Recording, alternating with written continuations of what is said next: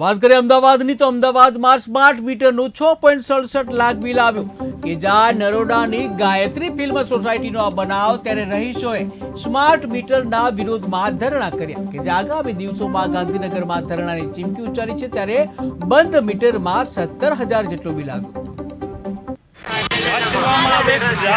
Smart मीटरो है नखाई रहा है। स्मार्ट मीटर अमदावाद में स्मार्ट मीटर विरोध नरोड़ा की शुरुआत की खास बात कर बीपीवीसी ऑफिस है जो ऑफिस बहार ज नरोड़ावासीओ है स्थानिक लोग है त्या आगेवानो है लोग द्वारा धरना प्रदर्शन है कराई रहा है।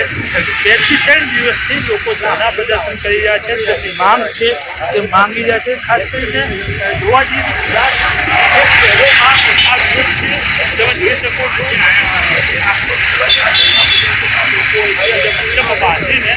धरना प्रदर्शन करवा लोग આવી રહ્યા છે ને એમની પોતાની અલગ અલગ માંગો છે। ખાસ કરીને વાત કરવામાં આવે અમદાવાદ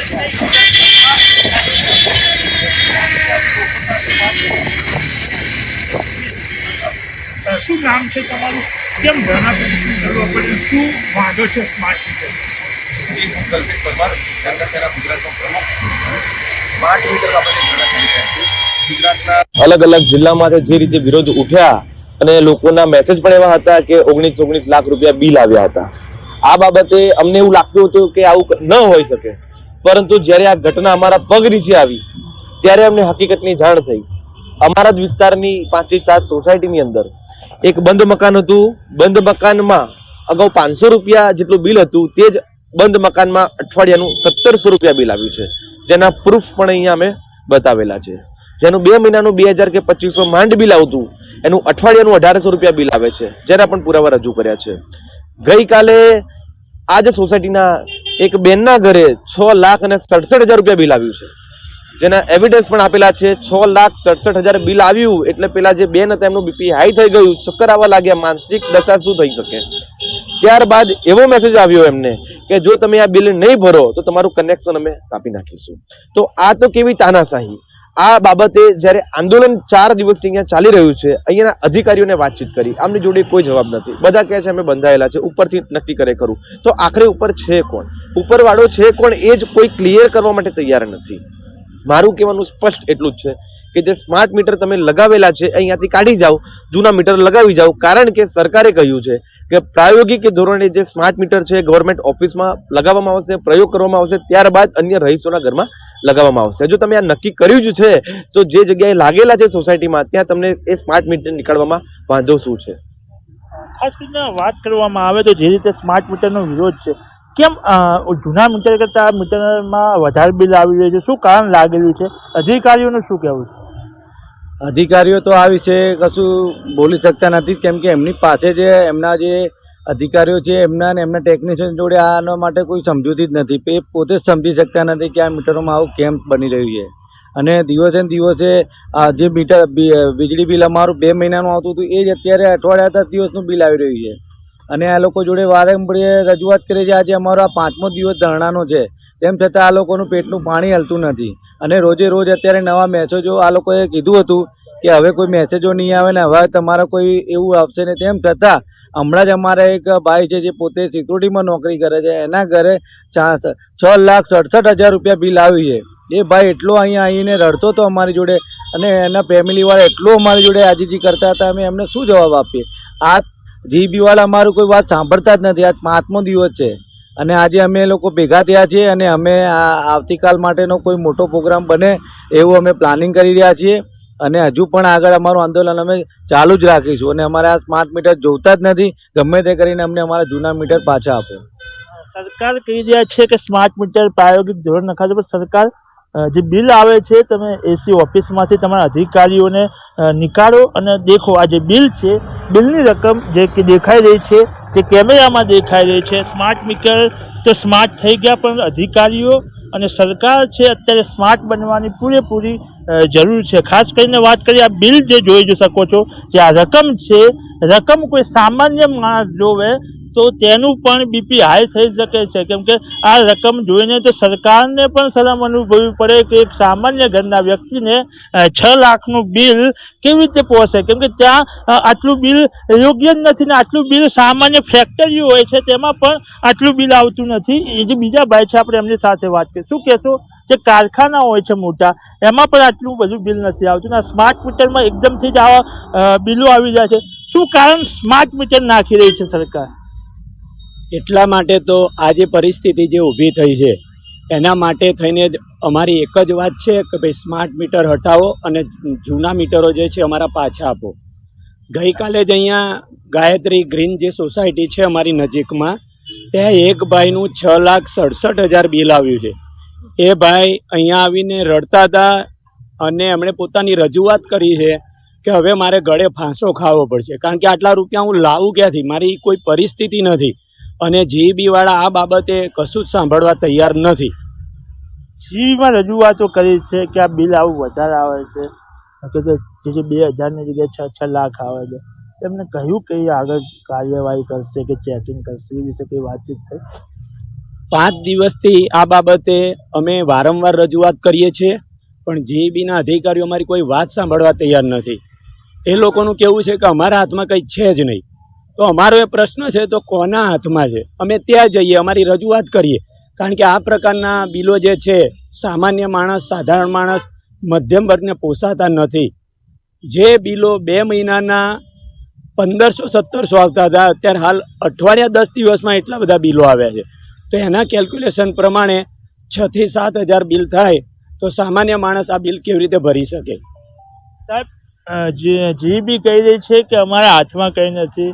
સરકાર કહે છે અમે વિચારણા કરશું, તો ગરીબ માણસ જાય તો ક્યાં જાય? કેમ કે કોઈ બી વ્યક્તિને આ બિલ આવે, એ બિલ આવ્યા પછી એ વ્યક્તિ વીજળી વાપરવાનું જે છોડી દે તેવું જ વિચારે, કેમ કે ખાસ કરીને 6 લાખ રૂપિયા એ બિલ આવ્યા પછી એ વ્યક્તિ વીજળી વાપરવાનું જે છોડી દે તેવું જ વિચારે, કેમ કે ખાસ કરીને 6 લાખ રૂપિયા બિલ એ તો ક્યાંય ના આવે અને સામાન્ય ઘરમાં તો આ બિલ આવવું એ પોસિબલ જ નથી. પરંતુ સ્માર્ટ મીટર કેમ નખાઈ રહ્યા છે, જૂના મીટર કેમ નીકાળી રહ્યા છે, તેનો જવાબ પણ જીઈબી જોડે નથી. અને બિલ વધારે કેમ આવે છે એનો જવાબ પણ નથી. તો શું જીઈબીના અધિકારીઓ એસી ચેમ્બરમાં બેસી ખાલી હવા ખાવા જ આવી રહ્યા છે?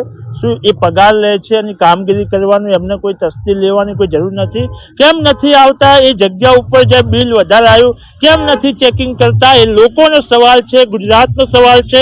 બીજા એક ભાઈ છે, આપણે એની સાથે વાત કરીએ. શું લાગે છે, સ્માર્ટ મીટર નાખવાની સરકારને કેમ જરૂર પડી? તમને શું લાગે?